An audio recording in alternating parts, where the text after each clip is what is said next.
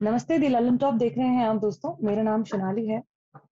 जैसे कि आप जानते हैं, मशहूर फिल्म और थिएटर एक्ट्रेस सुरेखा सीकरी जी अब हमारे बीच में नहीं है, और याद करने वाले उन्हें उनके 3 नेशनल अवार्ड्स, बालिका वधू, बधाई हो जैसी चर्चित फिल्मों के लिए, इन कामों के लिए याद करते हैं। मगर सुरेखा जी इससे कई ज्यादा हैं, और कई ज्यादा चीजों के बारे में हैं। उन्हीं यादों को साझा करने के लिए, उन्हीं के बारे में बात करने के लिए, उन्हीं के काम को एक तरीके से हमेशा सेलिब्रेट करने के लिए हमारे साथ आज एक खास मेहमान जुड़े हुए हैं। अगर मैं गलत नहीं हूं तो शायद इंडस्ट्री में 35 साल से ज्यादा का समय सर ने बताया है। TV actor, theatre artist, director और कुछ मंझे हुए बेहतरीन कलाकारों में से एक हैं। मिलेनियल्स शायद उन्हें लगान, चिड़ियाघर जैसे किरदारों के लिए पहचानते भी हैं। और बहुत बहुत स्वागत राजेंद्र गुप्ता सर का। जी धन्यवाद। सबसे पहले तो मैं जानना चाहूंगी सर, कैसे हैं आप? मैं वैसा ही हूँ जैसे दिख रहा हूँ। अच्छे। वैसे सर, मैं ऑफ कोर्स उनका जाना एक क्षति है। सुरेखा जी का काम हमेशा जिंदा रहेगा। आने वाली पीढ़ियां उनसे बहुत कुछ सीखेंगी। लेकिन सबसे पहली मुलाकात, आपका सबसे पहला संपर्क उनसे कैसे हुआ था?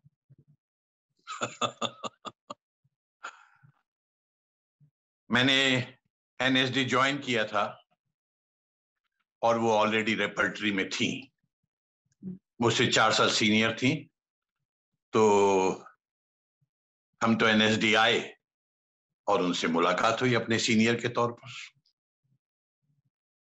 वो कैसी सीनियर थी, ये जरूर मैं आपसे जानना चाहूंगी। क्योंकि सेट्स पर तो हम सुनते हैं एक बच्चों जैसा चुलबुलापन भी था उनमें, बहुत एनर्जी भी थी। लेकिन एनएसडी के समय की बात करें तो तब एज ए सीनियर आप कैसे देखते थे? दरअसल ये एक अविश्वसनीय सी बात है, या ज्यादातर लोगों को लगेगी, कि एनएसडी में रहते हुए यहां तक कि रेपर्टरी में आने के बाद भी किस कारण से मुझे नहीं मालूम, लेकिन सुरेखा की कोई पहचान नहीं बनी थी एज एन एक्ट्रेस। ज्यादातर मेन रोल जो मैंने देखा वो दूसरी एक्ट्रेसेस को मिलते थे। सुरेखा छोटे छोटे साइड रोल्स में रहती थी। मैं एज ए स्टूडेंट अपनी ऑब्जर्वेशन की बात कर रहा हूं, और यही सिलसिला जब तक मैंने पूरा किया एनएसडी, तब तक भी यही सिलसिला था।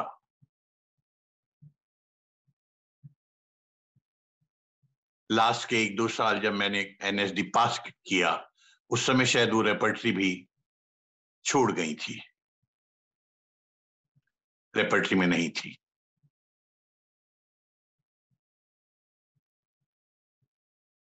मैं जिस घटना का जिक्र कर रहा हूं वो थोड़ा अजीब सा भी लगेगा। मुझे भी आज अजीब सा लगता है कि मैं इतनी बड़ी एक्ट्रेस के बारे में क्या बात कर रहा हूं। वो उनको निश्चित रूप से छोटा नहीं करती है, मगर वो ये एक छोटी सी बात है कि मैं पास होते ही, मैं एज ए डायरेक्टर मैंने पास किया था, और जब मैंने पास करते ही मुझे एक नाटक मेरे सामने आया। रमेश बख्शी बहुत बड़े कहानीकार, उपन्यासकार हुए थे। ये सारी बातें अर्ली 70s की हैं, प्रिसाइजली 72 की बात है ये। उन्होंने पहला नाटक अपना लिखा और थोड़ा सा स्त्री पुरुष के संबंधों पर वो नाटक था। उस नाटक के हॉस्टल में एक रीडिंग हुई। हम पास आउट कर चुके थे। अक्सर वहीं हैंग आउट करते रहते हैं सारे स्टूडेंट्स जो पास हो जाते हैं या पास नहीं भी होते, कहाँ जाएं। तो हमने वो नाटक पढ़ा, मुझे बहुत पसंद आ गया। मैंने तभी तभी डायरेक्शन में पास किया था 2-3-4 महीने पहले। मैंने कहा मैं इस नाटक को डायरेक्ट करना चाहता हूँ। इत्तेफाक से हालात कुछ ऐसे हुए, रमेश बख्शी ने भी बड़े सहज भाव से ऐसे ही हाँ कर दी। लेकिन वो स्त्री पुरुष के संबंधों पर नाटक था, और उसके अंदर जो स्त्री थी वो पुरुष के मुकाबले में पुरुष थोड़ा दकियानूसी और संस्कारों में जकड़ा हुआ था, और स्त्री कंपैरेटिवली कहीं ज्यादा लिबरेटेड थी और संस्कारों वगैरह को आराम से वो ठोकर मार सकती थी, अपनी सोच के मुताबिक जीने की उस तरह की उसकी नेचर थी।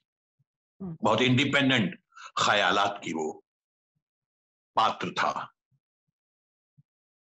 एक दो जगह वो वैसी भाषा भी इस्तेमाल करती थी वो कैरेक्टर जो ज्यादातर हमारे आसपास उस समय महिलाएं नहीं करती और आज भी नॉर्मल सोसाइटी में नहीं करती हैं।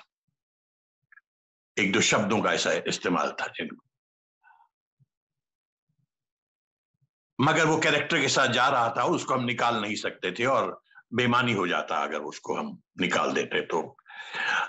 और भी कई ऐसे सीन्स थे। एक लिव इन रिलेशनशिप के अंदर एक लड़की एक आदमी के साथ रहना स्वीकार करती है, आदमी झिझकता रहता है मगर लड़की फिर भी रहती है उसके साथ, क्योंकि वो भी पसंद करता है और ये भी सोचती है कि नहीं, ये कंपैरेटिवली सही किस्म का, मेरे किस्म का ये आदमी है। तो उस नाटक को करने के लिए मैं तलाश कर रहा था कौन लड़की इस नाटक को करेगी, इसमें भाग लेगी। सुरेखा को हम नहीं जानते थे एज एन एक्ट्रेस, मतलब खास कभी रोल नहीं देखे थे, ज्यादातर उत्तरा जी को और दूसरे लोगों को मेन रोल मिला करते थे। मगर मुझे कुछ दोस्तों ने कहा कि इसके अंदर जो शब्द है, जैसे वो लड़की बोलती है आदमी है जो इस तरह की बातें करता है, ऐसे सोचता है, तो किसी ने मुझे कहा कि आप, मुझे याद दिया रहा किसने, मेरे किसी सीनियर ने सजेस्ट किया था, उनसे बात करो ना। मैंने कहा, कहते उनको अगर वो जम गया तो उनको बोलने में शब्दों की कोई प्रॉब्लम नहीं होगी, ये हम जानते हैं उनको जितना हम जानते हैं, लेकिन बाकी तुम देख लो। मैं भी नया नया डायरेक्टर था, बहुत एंथुसियाज्म था, बहुत उत्साही था, बहुत अपने आप में मुझे कॉन्फिडेंस था, क्योंकि मैं उल्टा कान पकड़ के डायरेक्टर बना था, एक्टिंग छोड़ के डायरेक्शन में आया था मैं। 1 साल एक्स्ट्रा मैंने लगाया था एनएसडी में, जो अकेला एक ही केस है ऐसा जिसने एक्टिंग और डायरेक्शन दोनों।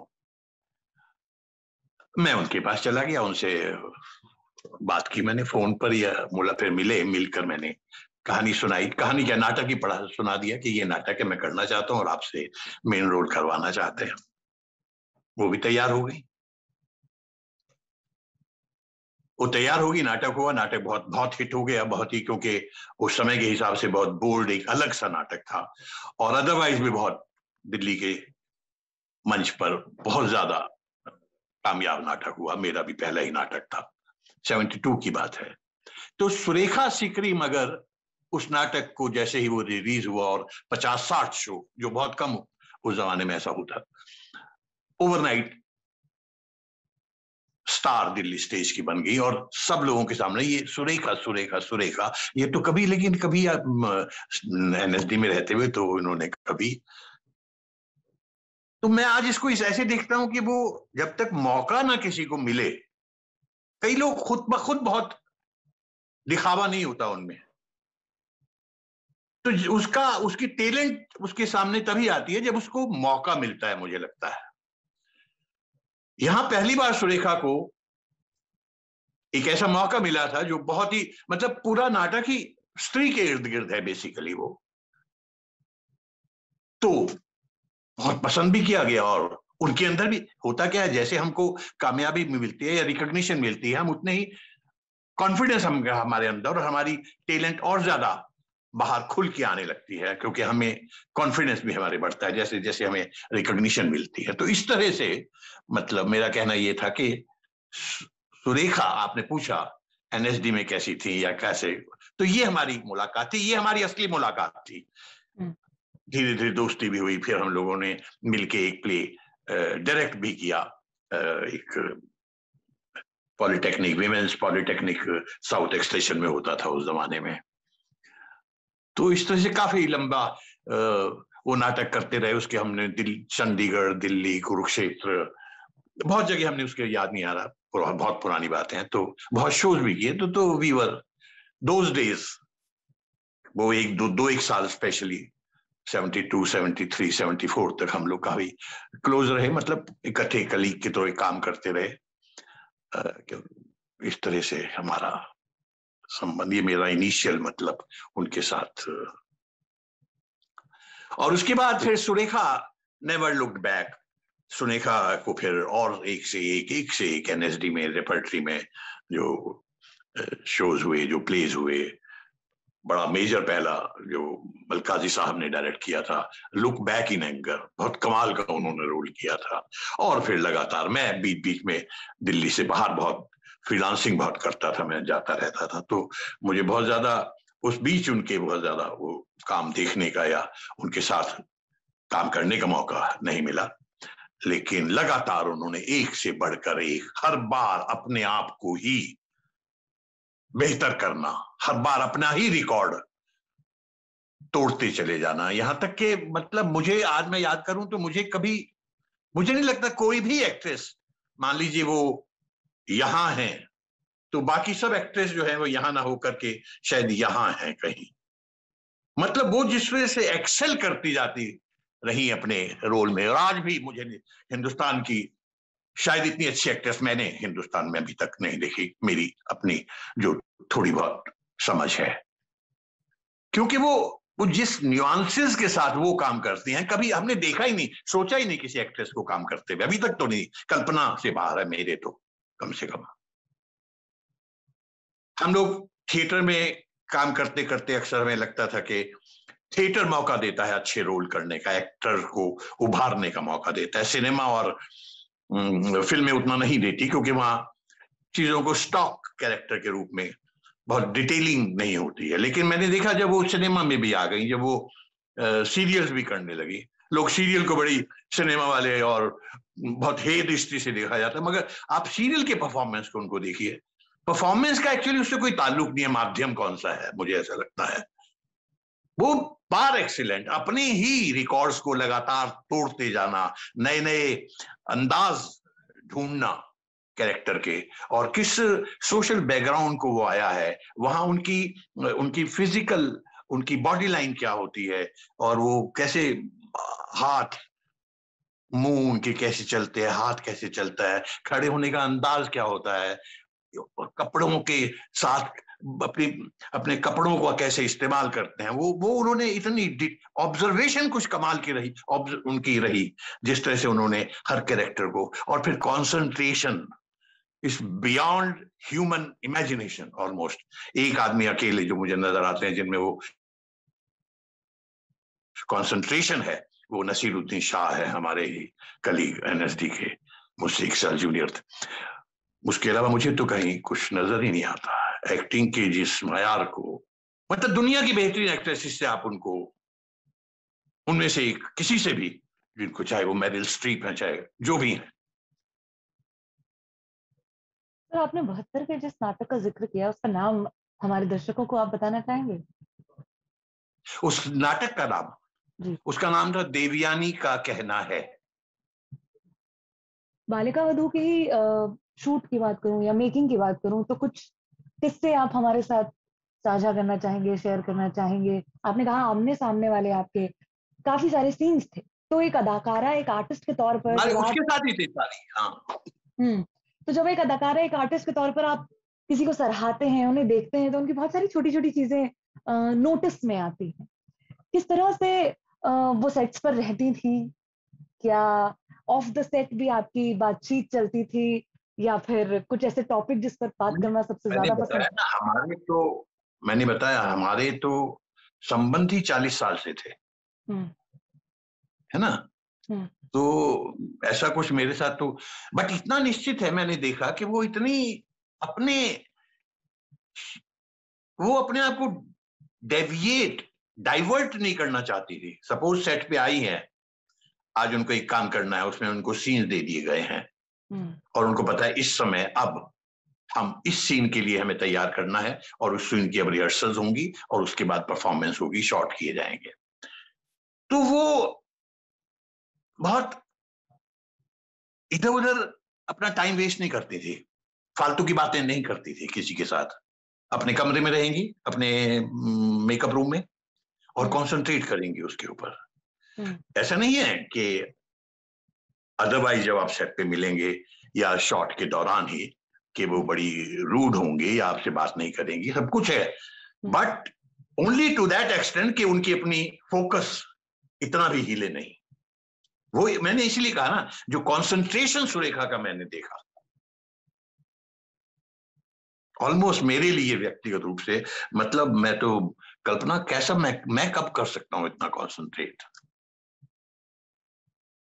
और ये जो बेस्ट एक्टर्स हैं उनका, जिनको क्राफ्ट से, अपने अपने आर्ट से जिनको प्यार है, जिनके लिए बाकी सब कुछ गौण है, जो नहीं होता, बहुत कम, बहुत बहुत गिनेंगे, शायद 5 आपको नजर आ जाए ऐसे एक्टर्स जिनको सिर्फ उससे सिर्फ और सिर्फ पहला और आखिरी प्यार अपना अपना आर्ट और अपना क्राफ्ट है, एक्टिंग में। क्योंकि एक्टिंग इतना ग्लैमरस जॉब है, और खासकर सिनेमा, टेलीविजन, कैमरा वाला, कि वहां आप उससे बाहर कितना भी कर लें, आप थोड़ा बहुत है, क्योंकि जिसको आता है काम उसको आता है, और जो बरसों से काम कर रहा है वो कर रहा है।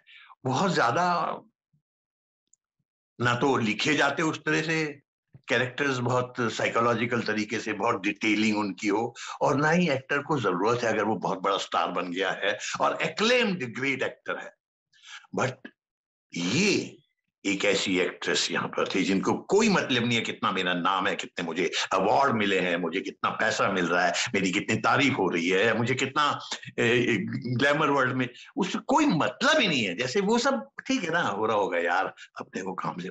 ये जो कमाल है, ये जो आप अपने एक तरह की तपस्या, जिस तरह से आप गुजरते हैं अपने व्यक्तित्व को मोल्ड करने में, अपने काम के आगे आपको कुछ नहीं दिख रहा, और वो कैरेक्टर दिख रहा है जो आप नहीं है, कोई और है, किसी और समाज को बिलोंग करता है, किसी और भाषा भी उसकी लोकल में, कलोक्वल मतलब उसकी लोकल, किस रीजनल भाषा भी उसके अलग है, उसका पहरावा भी अलग है, उसके क्या क्या कहूं क्या तो मतलब मैं वो दिखता था मेरे सामने भी, जब वो होती थी मुझे अंदर से चैलेंज रखता था कि हाँ मुझे अब सीन करना है, और हाँ मजा आएगा, और मजा आता था, अद्भुत मजा आता था, लगता था कुछ किया।